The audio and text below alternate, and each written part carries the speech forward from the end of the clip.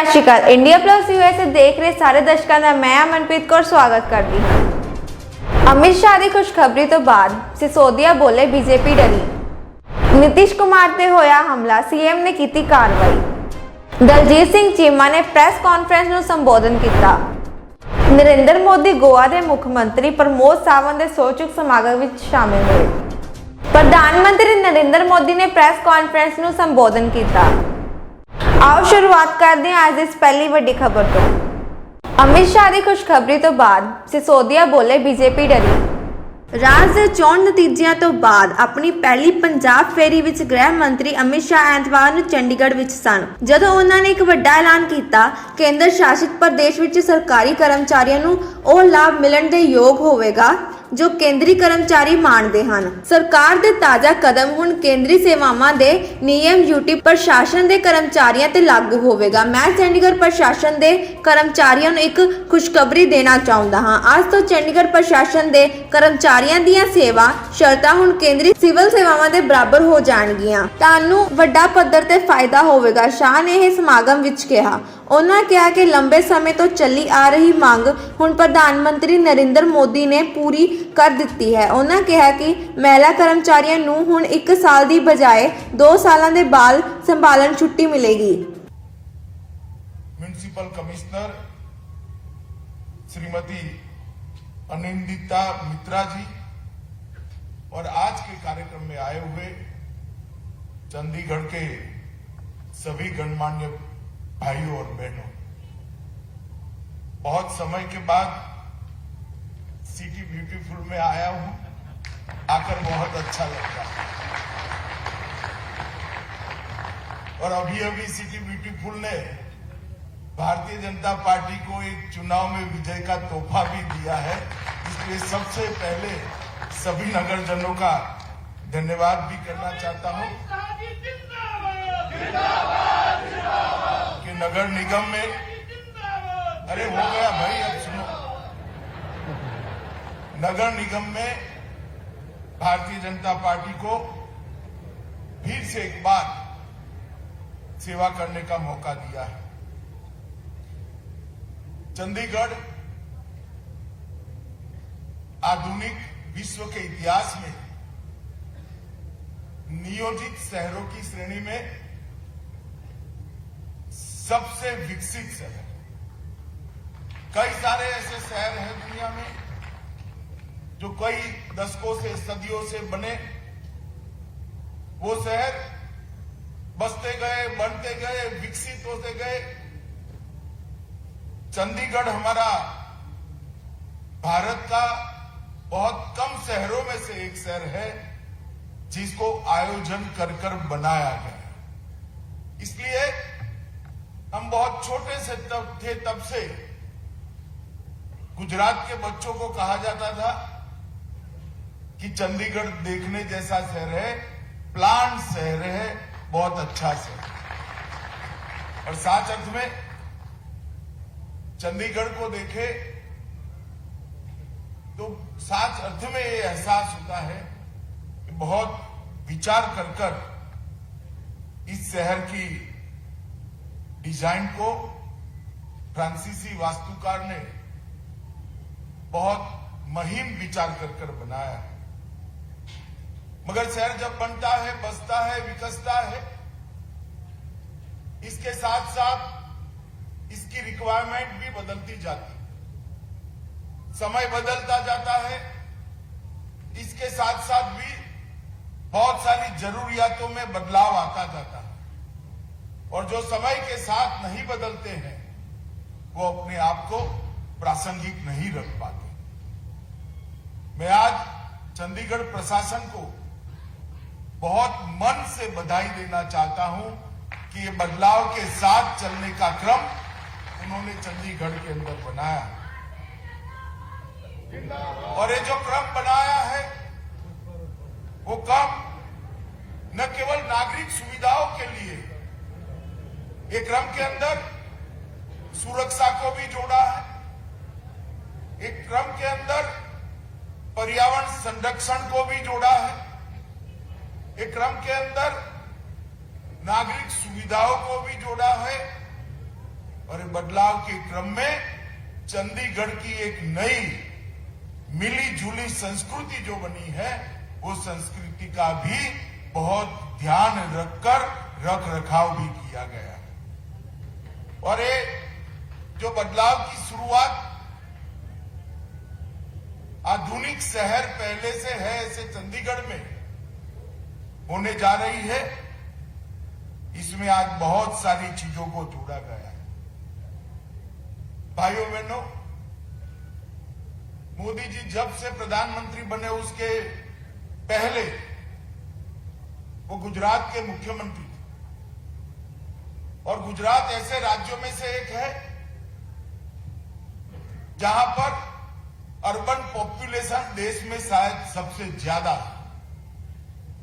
और गुजरात के मुख्यमंत्री रहते हुए भी उन्होंने अर्बन डेवलपमेंट के लिए अनेक प्रकार की कल्पनाओं को वास्तविकता में जमीन पर उतारने का काम किया। और गुजरात में जो लोग आते जाते होंगे उनको मालूम पड़ता होगा कि शहर कैसे बदलते हैं, टाउन प्लानिंग स्कीमें कैसे बनती है, कैसे इंप्लीमेंट होती है। लोग वहां पर रहने जाए उसके पहले ही लाइट, पानी, गटर, रोड, ये सारी सुविधाएं होती रहती हैं।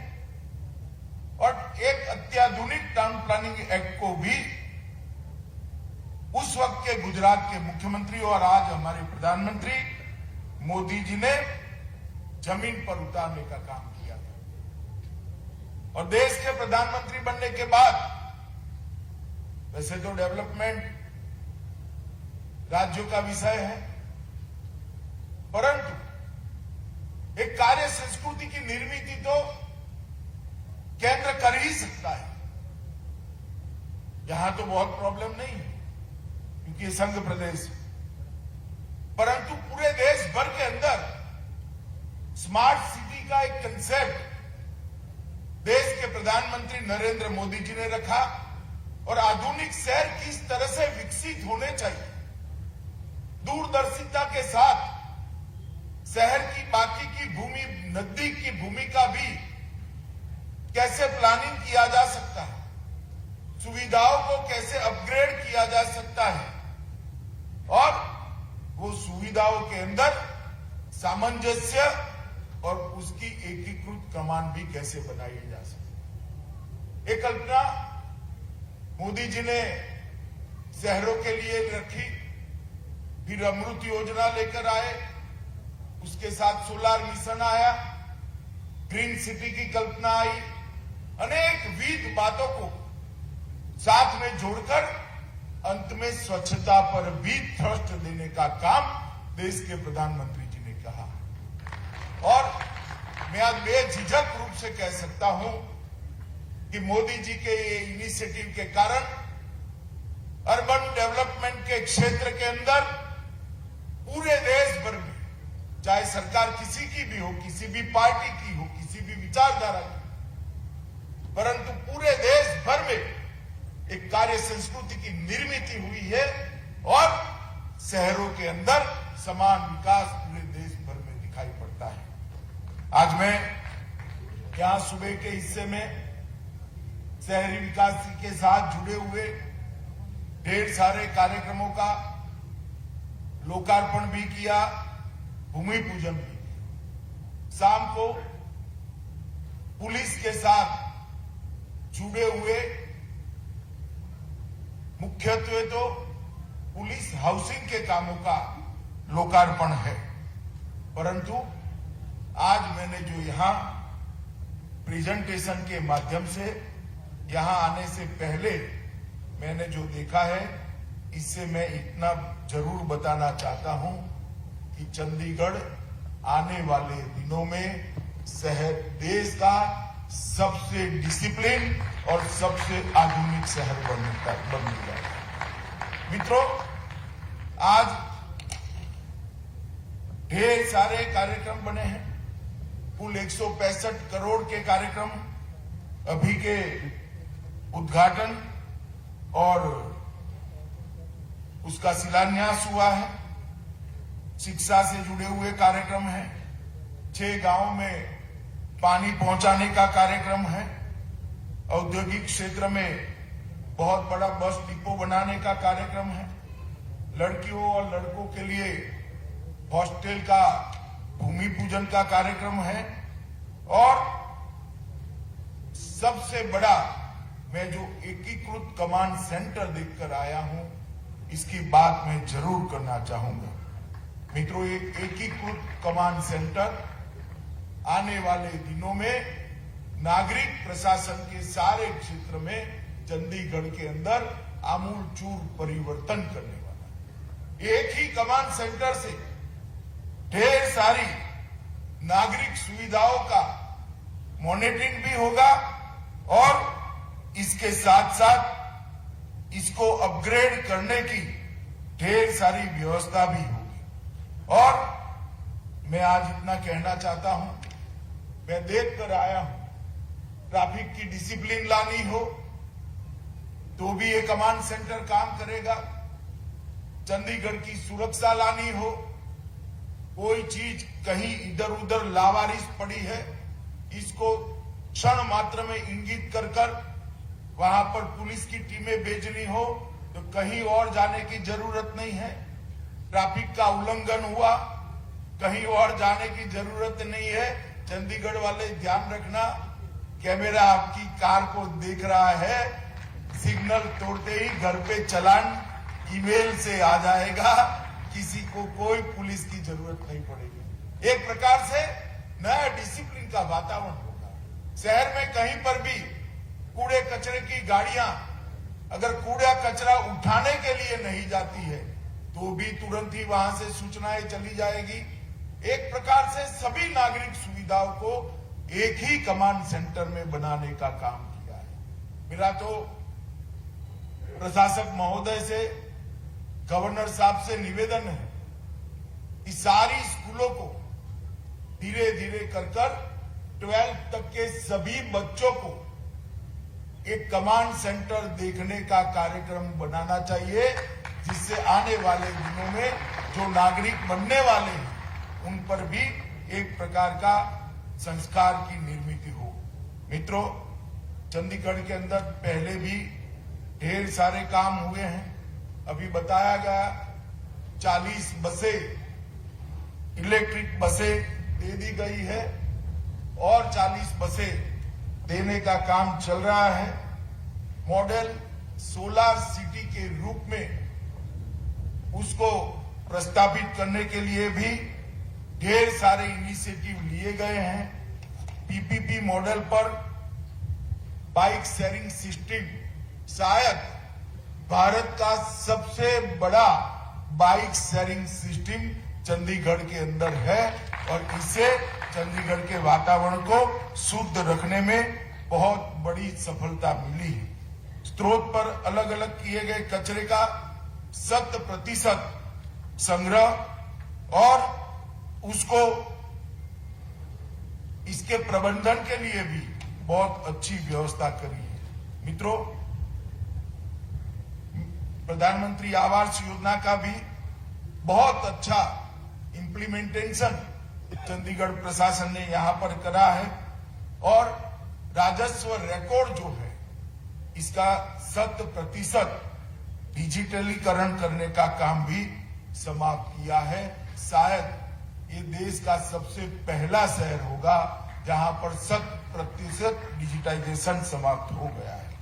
मित्रों, कई सारे काम किए, परंतु आज जो एकीकृत कमांड सेंटर का लोकार्पण हुआ है, मुझे बहुत आशाएं भी हैं, बहुत भरोसा भी है कि इससे आने वाले दिनों में चंडीगढ़ की नागरिक सेवाओं में बहुत बड़ी सेवाओं की वृद्धि का और इसके अंदर एक प्रकार की स्वयं शिस्त के संस्कार भी खड़ा करने की संभावनाएं मैं देख रहा हूं। मैं फिर से प्रशासक जी को आग्रह करना चाहूंगा कि आप इतना सुनिश्चित करिए कि 12th तक की सभी बच्चे बारी बारी सैटरडे संडे को एकीकृत कमांड सेंटर देखने के लिए जाए।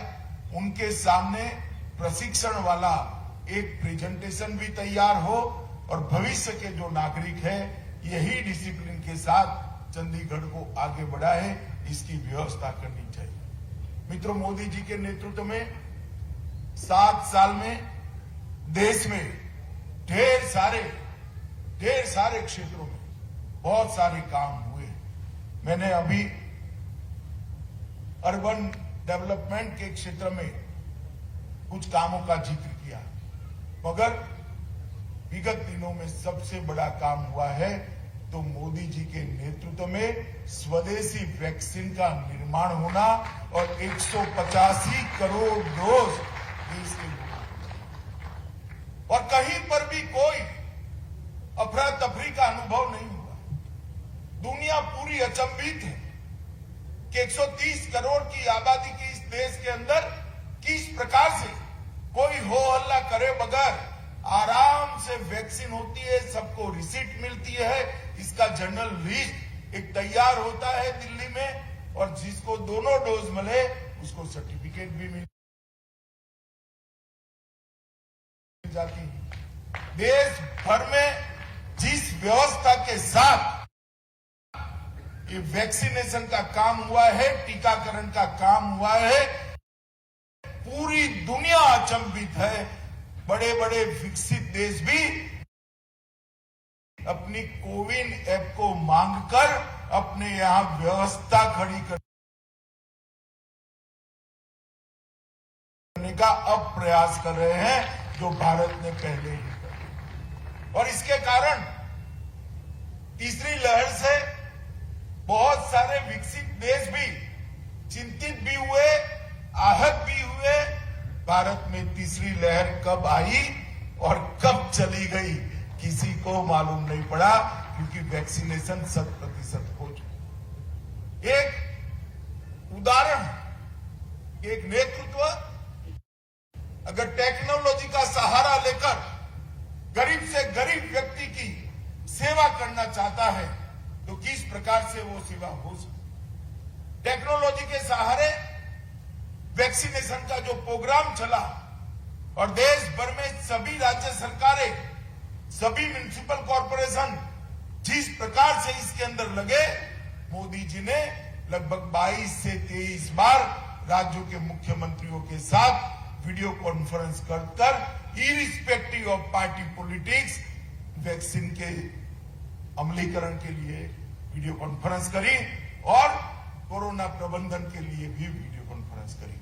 मित्रों, इसके साथ साथ मैं एक दूसरी बात भी आपको कहना चाहता हूं। हालांकि अब जो मैं बात कहना चाहता हूं वो सबको इस सभागार में बैठे हुए लोगों से कोई लेन देन नहीं है, मगर कोरोना आ गया, लॉकडाउन लग गया, देश का एक बहुत बड़ा तबका जो रोज कमाकर रोज खाता है, कोई ऑटो वाला होगा, कोई फैक्ट्री का मजदूर होगा, कोई खेत मजदूर होगा, ढेर सारे ऐसे लोग थे जो रोज कमाते थे और रोज खाते थे। लॉकडाउन हो गया, सारी व्यवस्थाएं बंद, ठेले वाले होते हैं, छोटी रेहड़ी वाले होते हैं, सबकी रोजगारी समाप्त। और पूरा दुनिया ये देख रहा था कि 80 करोड़ गरीब किस प्रकार से भारत इसको मैनेज करेगा।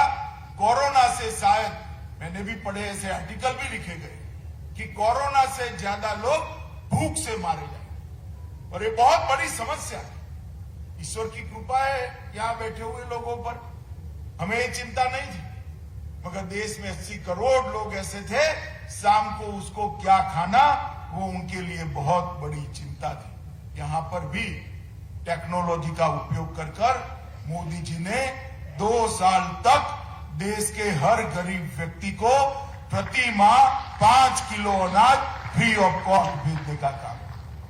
और इसके अंदर कहीं कोई कोताही नहीं हुई। क्यों नहीं हुई? क्योंकि थंब इंप्रेशन के साथ ही अनाज जाता है।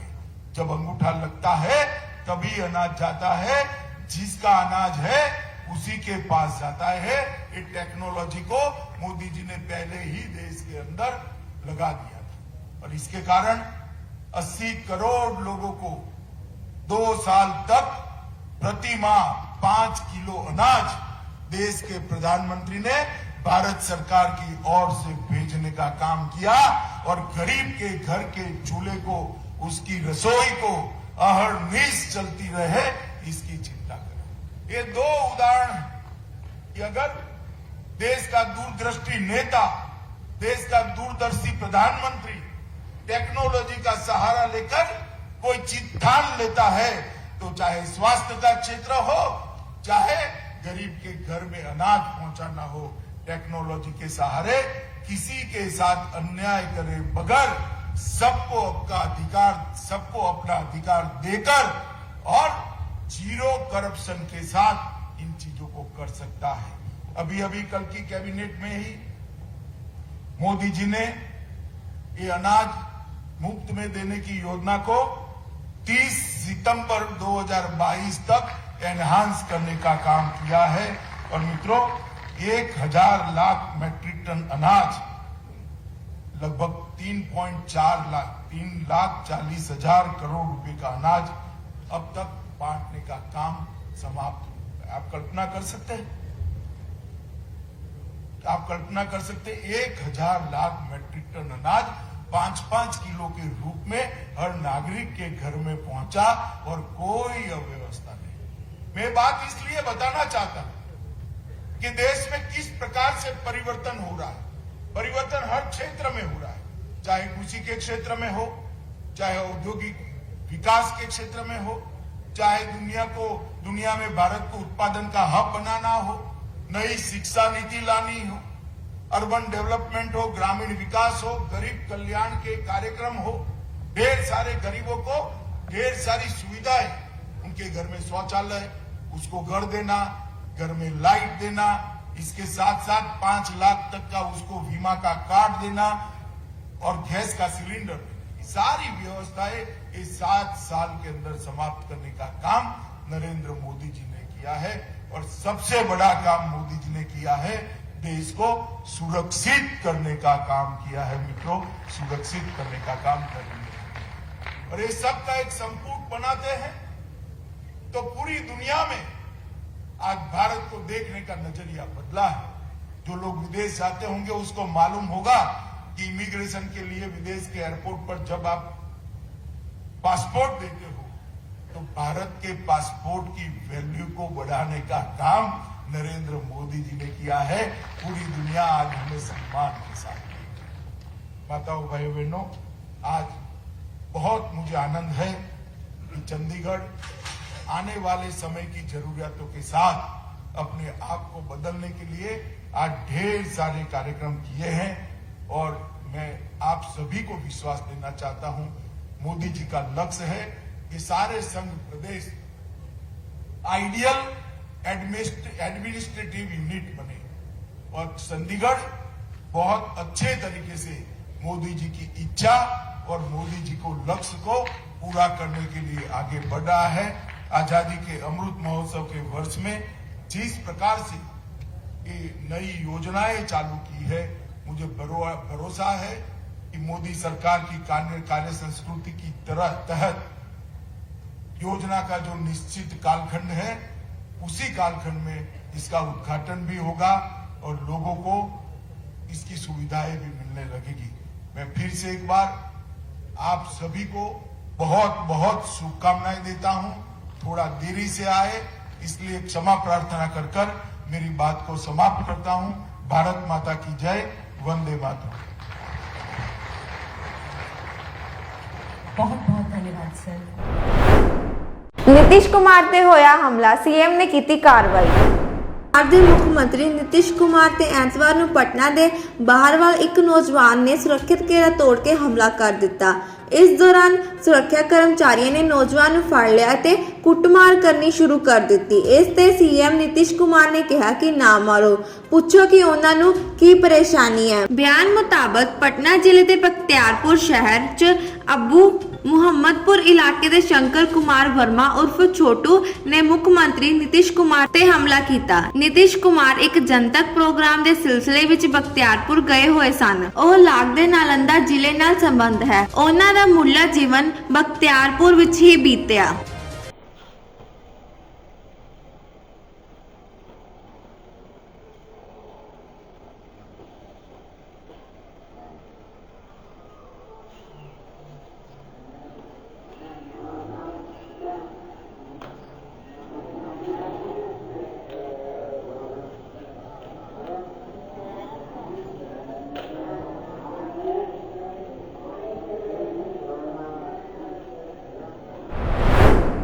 ਦਲਜੀਤ ਸਿੰਘ ਚੀਮਾ ਨੇ ਪ੍ਰੈਸ ਕਾਨਫਰੰਸ ਨੂੰ ਸੰਬੋਧਨ ਕੀਤਾ। ਚੰਡੀਗੜ੍ਹ ਦੇ ਸਰਕਾਰੀ ਦਫ਼ਤਰਾਂ ਅਮਲੇ ਉੱਤੇ ਪੰਜਾਬ ਦੀ ਬਜਾਏ ਕੇਂਦਰ ਦੇ ਨਿਯਮ ਲਾਗੂ ਕਰਨ ਦਾ ਕੇਂਦਰ ਸਰਕਾਰ ਦਾ ਫੈਸਲਾ ਪੰਜਾਬ ਦੇ ਹੱਕਾਂ ਉੱਤੇ ਡਾਕਾ ਵੀ ਹੈ ਅਤੇ ਪੰਜਾਬ ਪੁਨਰ ਗਠਨ ਐਕਟ 1948 ਦੀ ਘੋਰ ਉਲੰਘਣਾ ਵੀ। ਸ਼੍ਰੋਮਣੀ ਅਕਾਲੀ ਦਲ ਇਸ ਤਾਨਾਸ਼ਾਹੀ ਫੈਸਲੇ ਦਾ ਪੂਰਨਯੋਗ ਵਿਰੋਧ ਕਰਦਾ ਹੈ ਅਤੇ ਸਰਕਾਰ ਨੂੰ ਇਸ ਨੂੰ ਵਾਪਸ ਲੈਣ ਦੀ ਅਪੀਲ ਕਰਦਾ ਹੈ। ਕੇਂਦਰ ਸਰਕਾਰ ਦਾ ਜਿਹੜਾ ਵੱਡਾ ਨਵਾਂ ਤਾਨਾਸ਼ਾਹੀ ਫੈਸਲਾ ਹੈ ਕਿ ਚੰਡੀਗੜ੍ਹ ਦੇ ਵਿੱਚ ਮੁਲਾਜ਼ਮਾਂ ਦੇ ਉੱਤੇ ਕੇਂਦਰ ਸਰਕਾਰ ਦੇ ਰੂਲ ਲਾਗੂ ਹੋਣਗੇ, ਮੈਂ ਇਹਦਾ ਡਟ ਕੇ ਵਿਰੋਧ ਕਰਦਾ।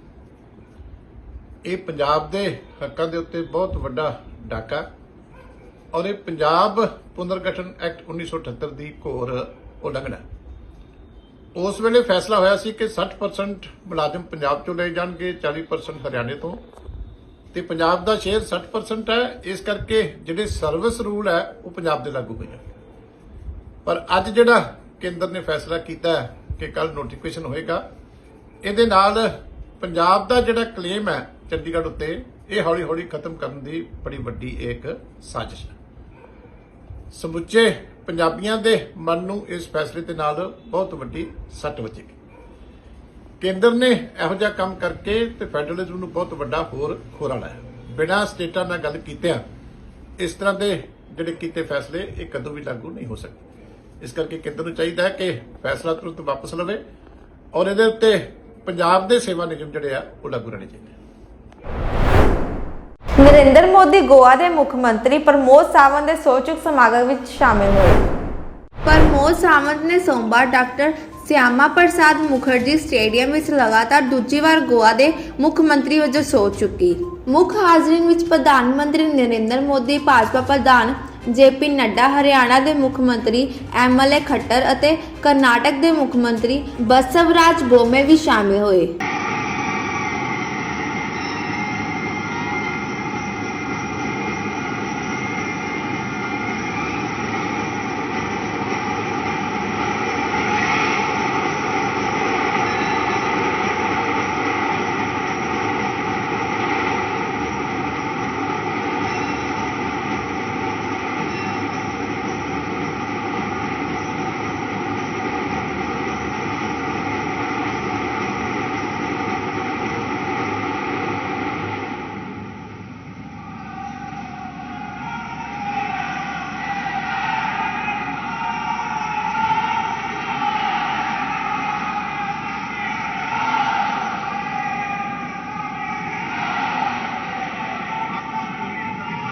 Namaskar,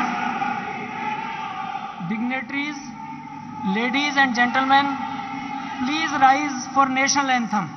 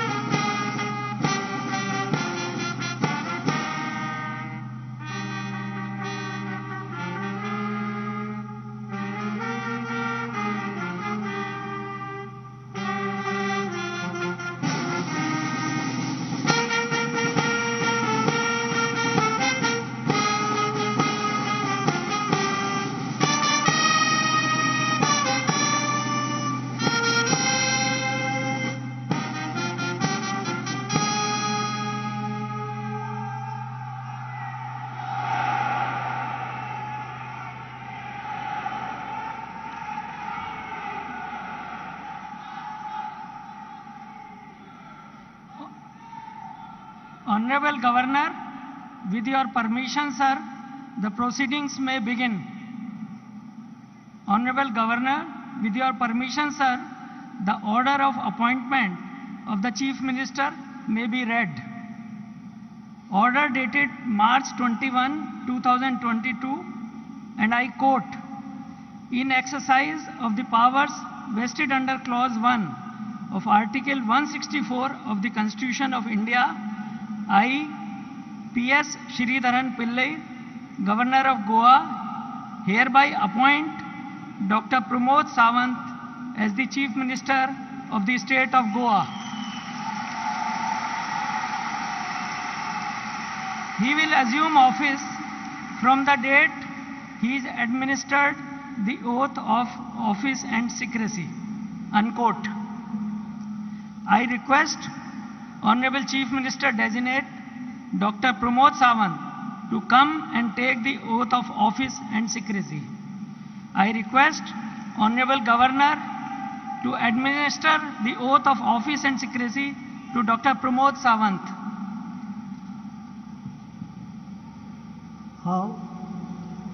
हांव डॉक्टर प्रमोद पांडुरंग सावंत देवाचो सुपूत घेता की कायद्या वरवीं स्थापीत जाल्ल्या अशा भारतीय संविधाना विशयी हांव खरेली श्रद्धा आनी निश्ठा बाळगितलो. हांव भारताची सार्वभौमताय आनी एकत्मताय उन्नात राखतलो. हांव गोंय राज्याचो मुखेलमंत्री म्हणून म्हजी कामां निश्ठेन आनी शुद्ध बुद्दीन निभयतलो आनी संविधान आनी कायदो हाच्या प्रमाणे सगळ्या तरेच्या लोकांक हांव धिटायेन आनी भेदभावा बगर तशेंच कोणाच्याच संबंदी मोयपास अथवा दुस्वास बाळगिनासतना न्याय वागणूक दितलो.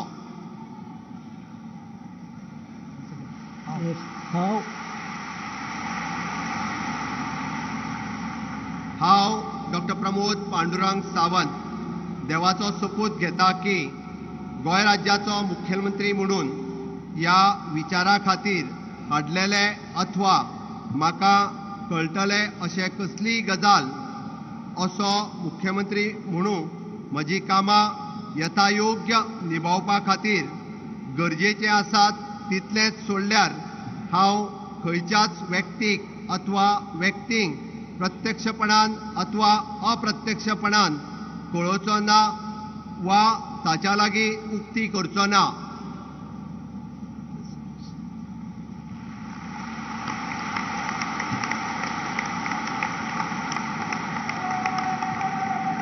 Honorable Governor, with your permission, sir, the order of appointment of the ministers may be read.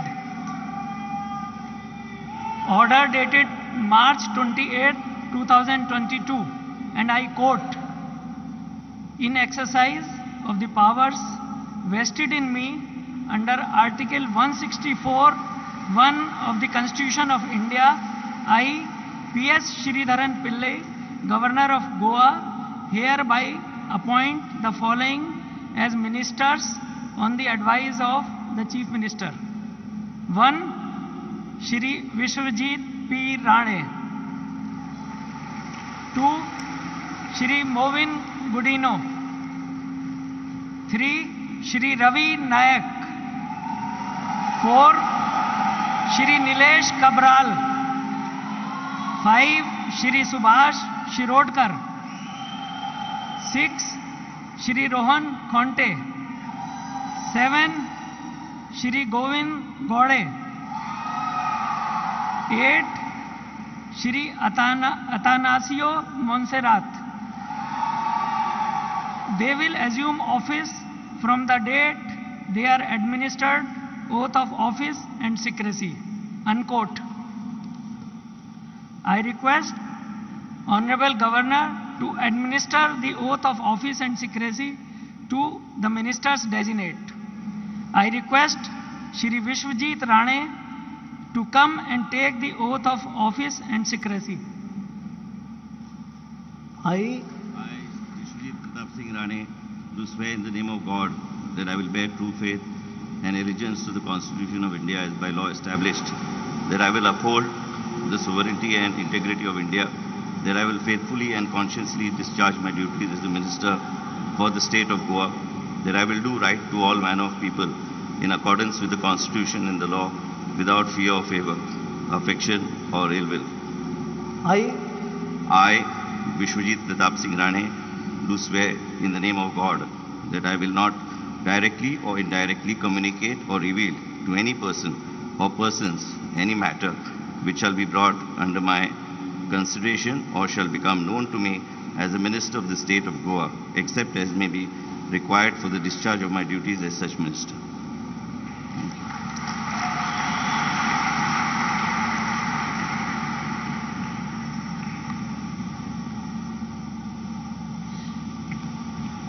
I request Shri Moven Godino to come and take the oath of office and secrecy.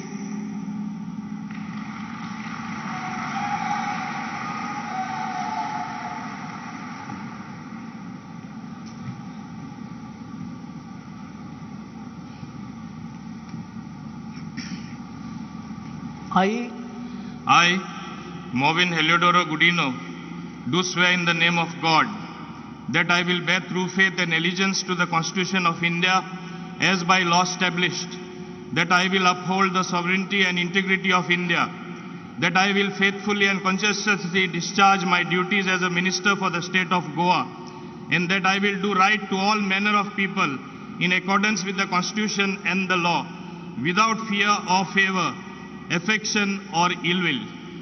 I, Movin Heliodoro Gudino, do swear in the name of God that I will not directly or indirectly communicate or reveal to any person or persons any matter which shall be brought under my consideration or shall become known to me as a minister for the state of Goa, except as may be required for the due discharge of my duties as such minister.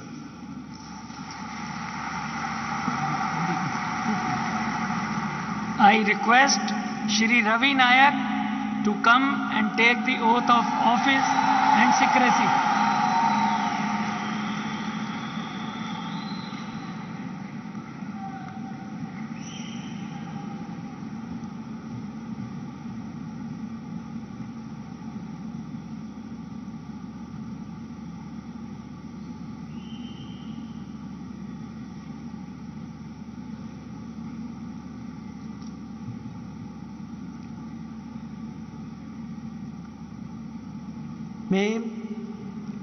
मैं रवीश धर्म नायक ईश्वर की शपथ लेता हूँ कि मैं विधि द्वारा स्थापित भारत के संविधान के प्रति सच्ची श्रद्धा और निष्ठा रखूँगा। मैं गोवा राज्य के मंत्री के रूप में अपने कर्तव्यों का श्रद्धापूर्वक और श्रद्धा शुद्ध अंतःकरण से निर्वहन करूंगा और तथा मैं भय या पक्षपात अनुराग या द्वेष के बिना सभी प्रकार के लोगों को प्रति संविधान और विधि द्वारा अनुसार न्याय करूंगा। मैं रवीश धर्म नायक ईश्वर की शपथ लेता हूं कि जो विषय गोवा राज्य के मंत्री के रूप में मेरे विचार के लिए लाए जाएंगे अथवा मुझे ज्ञान होगा ऐसे किसी व्यक्तियों का तब के सिवाय जबकि ऐसे मंत्री के रूप में अपने कर्तव्यों का सम्यक निर्वहन के लिए ऐसा करने का अपेक्षित हो, मैं प्रत्यक्ष अथवा अप्रत्यक्ष रूप से संकुचित या प्रकट नहीं करूंगा।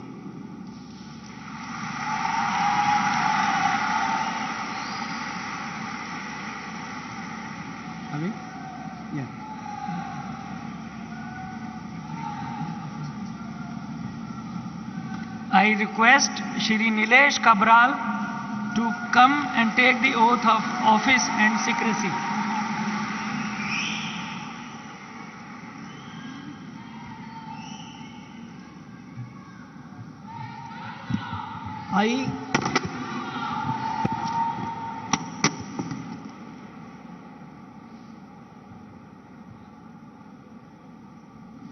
Nilesh Juan Cabral do swear in the name of God that I will bear true faith and allegiance to the Constitution of India as by law established, that I will uphold the sovereignty and the integrity of India, that I will faithfully and consciously discharge my duties as a minister for the state of Goa, and that I will do right to all manner of people in accordance with the Constitution and the law without fear or favor, affection or ill will. I, Nilesh Juan Cabral do swear in the name of God that I will not directly or indirectly communicate or reveal to any person or persons any matter which shall be brought under my consideration or shall become known to me as a minister for the state of Goa, except as may be required for the due discharge of my duties as such minister.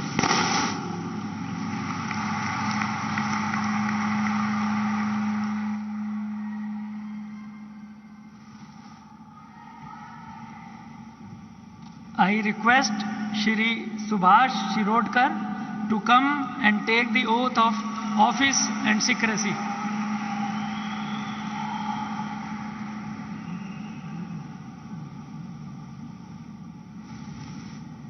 मैं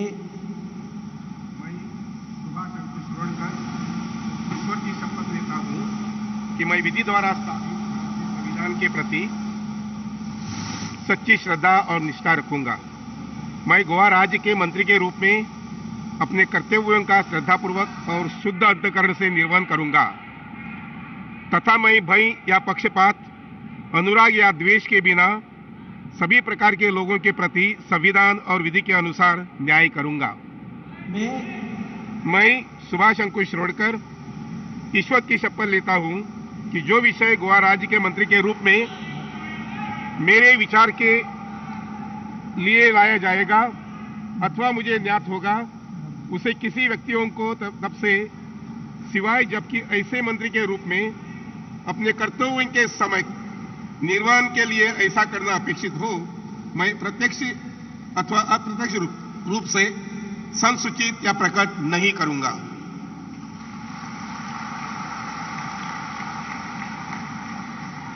I request Shri Rohan Khonte to come and take the oath of office and secrecy.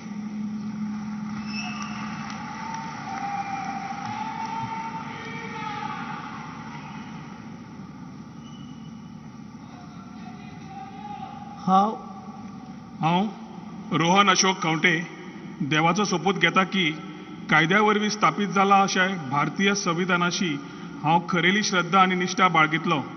हांव भारताची सार्वभौमताय आनी एकमताय उन्नत राखतलो।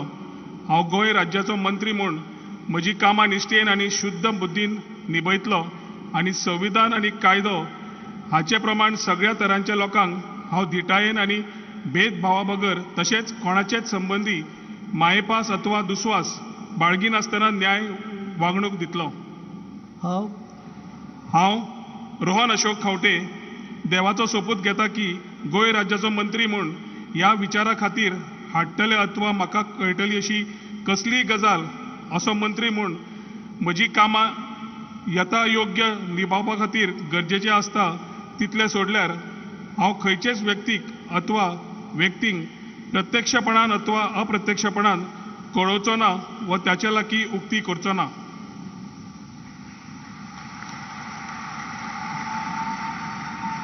I request Shri Govind Gowde to come and take the oath of office and secrecy.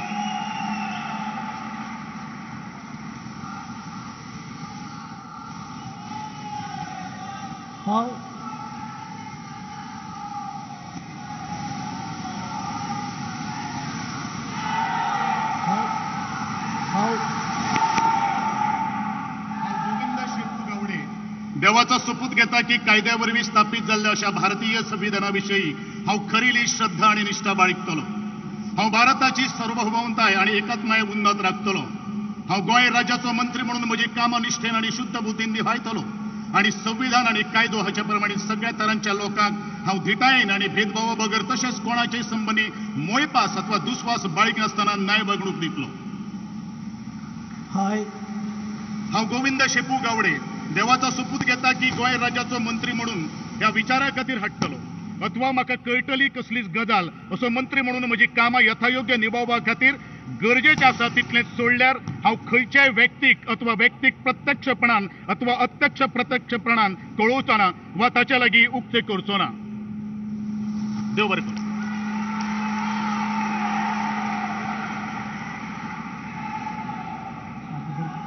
I request Shri Atanasio Montserrat to come and take the oath of office and secrecy.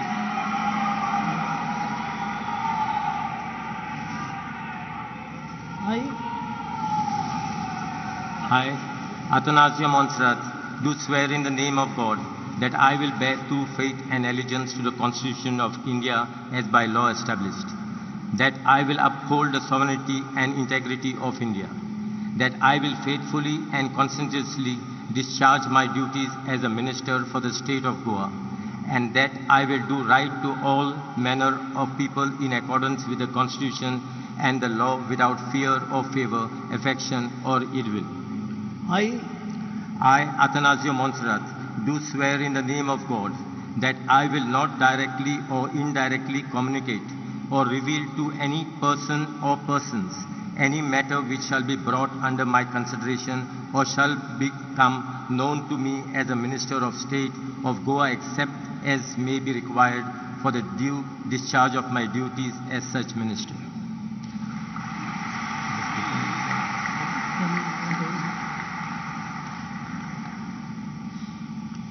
Honorable Governor, with your permission, sir, the proceedings may close. Yes.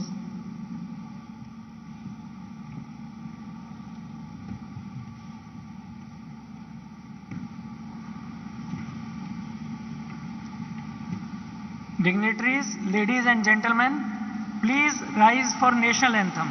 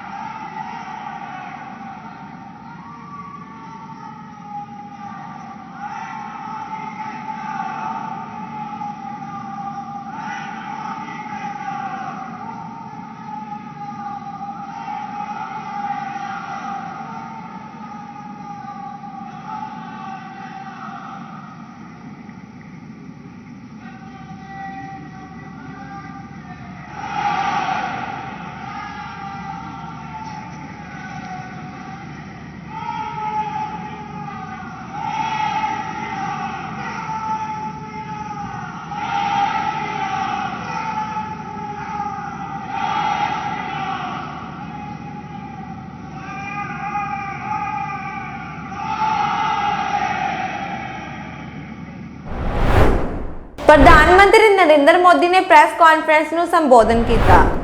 ਪ੍ਰਧਾਨ ਮੰਤਰੀ ਨਰਿੰਦਰ ਮੋਦੀ ਨੇ ਅੱਜ video conference ਰਾਹੀਂ ਇੱਕ ਸੰਦੇਸ਼ ਰਾਹੀਂ ਸ਼ਵੇ ਤਾਬਰ ਤੇਰਾ ਪਦ ਦੀ ਅਹਿੰਸਾ ਯਾਤਰਾ ਸੰਪੰਨ ਸਮਾਰੋਹ ਕਾਰਜਕ੍ਰਮ ਨੂੰ ਸੰਬੋਧਿਤ ਕੀਤਾ। ਸ਼ੁਰੂ ਵਿੱਚ ਪ੍ਰਧਾਨ ਮੰਤਰੀ ਨੇ ਭਾਰਤੀ ਸੰਤਾਂ ਦੀ ਹਜ਼ਾਰਾਂ ਸਾਲ ਪੁਰਾਣੀ ਪਰੰਪਰਾ ਨੂੰ ਯਾਦ ਕੀਤਾ ਜੋ ਨਿਰੰਤਰ ਅੰਦੋਲਨ ਤੇ ਜ਼ੋਰ ਦਿੰਦੀ ਹੈ। हमारे यहाँ आचार्य वही हुआ है जिसने चरैवेति चरैवेति के मंत्र को जिया है। श्वेतांबर तेरा पंथ तो चरैवेति चरैवेति की सतत गतिशीलता की इस महान परंपरा को नई ऊंचाई देता आया है। आचार्य भिक्षु ने शिथिलता के त्याग को ही आध्यात्मिक संकल्प बनाया था। आधुनिक समय में आचार्य तुलसी और आचार्य महाप्रज्ञ जी से जो प्रारंभ हुई महान परंपरा आज आचार्य महाश्रमण जी के रूप में हम सबके सामने जीवंत है।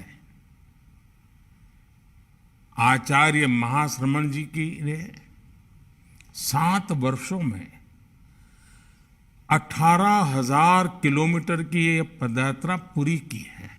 ये पदयात्रा दुनिया के 3 देशों की यात्रा थी। इसके जरिए आचार्य श्री ने वसुधैव कुटुंबकम के भारतीय विचार को विस्तार दिया है। इस पदयात्रा ने देश के 20 राज्यों को एक विचार से, एक प्रेरणा से जोड़ा। जहां अहिंसा है वहीं एकता है, जहां एकता है वहीं अखंडता है, जहां अखंडता है वहीं श्रेष्ठता है। मैं मानता हूं आपने एक भारत श्रेष्ठ भारत के मंत्र को आध्यात्मिक संकल्प के रूप में प्रसारित करने का काम किया है। मैं इस यात्रा के पूर्ण होने पर आचार्य महाश्रमण जी को और सभी अनुयायियों को श्रद्धापूर्वक अनेक अनेक बधाई देता हूं। साथियों, श्वेतांबर तेरा पंथ के आचार्यों का मुझे हमेशा से ही विशेष स्नेह मिलता रहा है। आचार्य तुलसी जी, उनके पटधर आचार्य महाप्रज्ञ जी और अब आचार्य महाश्रमण जी, इन सब का मैं विशेष कृपा पात्र रहा हूं। इसी प्रेम के कारण मुझे तेरापंथ के आयोजनों से जुड़ने का सौभाग्य भी मिलता रहा है। इसी प्रेम के कारण मैंने आप आचार्यों के बीच ये कहा था कि ये तेरा पंथ है, ये मेरा पंथ है। भाइयों बहनों, मैं जब आचार्य जी महाश्रमण जी की इस पदयात्रा से जुड़ी जानकारी देख रहा था तो मुझे उसमें भी एक सुखद संयोग दिखा। आपने ये यात्रा 2014 में दिल्ली के लाल किले से शुरू की थी। उस वर्ष देश ने भी एक नई यात्रा शुरू की और मैंने लाल किले से कहा था कि ये नए भारत की नई यात्रा है। अपनी इस यात्रा में देश के भी वही संकल्प रहे, जनसेवा, जन कल्याण। आज आप करोड़ों देशवासियों से मिलकर परिवर्तन के इस महायज्ञ में उनकी भागीदारी की शपथ दिलाकर दिल्ली आए हैं। मुझे भरोसा है आपने देश के कोने कोने में, जन जन में नए भारत की इस नई यात्रा की ऊर्जा को अनुभव किया होगा, उसे साक्षात देखा होगा। मेरा आग्रह है कि बदलते भारत के ये अनुभव आप जितना ज्यादा देशवासियों के साथ साझा करेंगे उतनी ही उन्हें प्रेरणा मिलेगी। साथियों, आचार्य श्री ने अपनी इस पदयात्रा में सद्भावना, नैतिकता और नशा मुक्ति एक संकल्प के रूप में समाज के सामने पेश किया है। मुझे बताया गया है कि इस दौरान लाखों लाख लोग नशा मुक्ति जैसे संकल्प से जुड़े हैं। ये अपने आप में एक बहुत बड़ा अभियान है। आध्यात्मिक दृष्टि से देखें तो हम स्व का साक्षात्कार तभी कर पाते हैं जब हम व्यसन से मुक्त होते हैं। ये व्यसन, ये नशा, लोभ, लालच और स्वार्थ का भी हो सकता है। जब स्वयं से साक्षात्कार होता है तभी स्वयं में सर्वम के दर्शन होते हैं। तभी हमें स्वार्थ से ऊपर उठकर परमार्थ के लिए अपने कर्तव्यों का बोध होता है। साथियों, आज आजादी के अमृत महोत्सव में देश भी स्व से ऊपर उठकर समाज और राष्ट्र के लिए कर्तव्यों का आह्वान कर रहा है। आज देश सबका साथ, सबका विकास, सबका विश्वास और सबका प्रयास के संकल्प पर आगे बढ़ रहा है।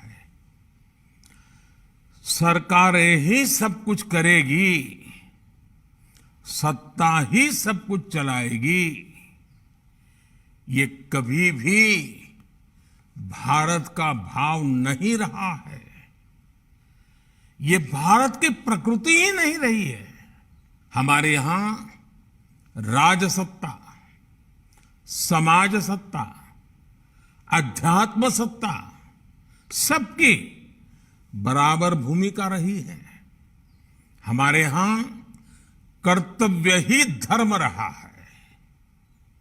मुझे आचार्य तुलसी जी की एक बात भी याद आ रही है। वो कहते थे, मैं सबसे पहले मानव हूं, फिर मैं एक धार्मिक व्यक्ति हूं, फिर मैं एक साधना करने वाला जैन मुनि हूं, उसके बाद मैं तेरा पंथ का आचार्य हूं। कर्तव्य पथ पर चलते हुए आज देश भी अपने संकल्पों में यही भाव दोहरा रहा है। साथियों, मुझे खुशी है कि आज एक नए भारत के सपने के साथ हमारा भारत सामूहिकता की शक्ति से आगे बढ़ रहा है। आज हमारी आध्यात्मिक शक्तियां, हमारे आचार्य, हमारे संत सब मिलकर भारत के भविष्य को दिशा दे रहे हैं। मेरी प्रार्थना है आप देश की इन अपेक्षाओं को, देश के प्रयासों को भी जन जन तक ले जाने का एक सक्रिय माध्यम बने। आजादी के अमृत काल में देश जिन संकल्पों पर आगे बढ़ रहा है, चाहे वो पर्यावरण का विषय हो, पोषण का प्रश्न हो या फिर गरीबों के कल्याण के लिए प्रयास, इन सभी संकल्पों में आपकी बड़ी भूमिका है। मुझे पूरा भरोसा है कि आप संतों का आशीर्वाद देश के इन प्रयासों को और अधिक प्रभावी बनाएंगे और अधिक सफल बनाएंगे। इसी भावना के साथ सभी संतों के चरणों में वंदन करते हुए आप सबका हृदयपूर्वक बहुत बहुत धन्यवाद। ਇਹ ਸਨ ਅੱਜ ਦੀਆਂ ਮੁੱਖ ਖਬਰਾਂ। ਮੈਨੂੰ ਅਮਰਪ੍ਰੀਤ ਨੂੰ ਦਿਓ ਇਜਾਜ਼ਤ ਤੇ ਹੋਰ ਵਧੇਰੇ ਖਬਰਾਂ ਦੇ ਲਈ ਜੁੜੇ ਰਹੋ ਇੰਡੀਆ ਪਲੱਸ ਯੂਐਸਏ ਨਾਲ। ਸਤਿ ਸ਼੍ਰੀ ਅਕਾਲ। फ्री सेवा फ्री समाधान बाबा कबीर खान जी काले इलम ते रूहानी इलम दे माहिर 2 घंटे विच कर बैठे एक फोन ते तुरंत समाधान करवाओ, जिवें वशीकरण करना ਜਾਂ ਤੋੜਨਾ, मन चाया प्यार, घरेलू कलेश, ਕੀਤਾ कराया कारोबार विच घाटा, विदेश विच पक्के ना होना, माता पिता मनाउणा, लॉटरी नंबर तुरंत निकलवाओ, सौतन दुश्मन छुटकारा, धोखा खादे लोग सानू तुरंत फोन करो। Mobile number 97 797 19 721 97 797 19 721।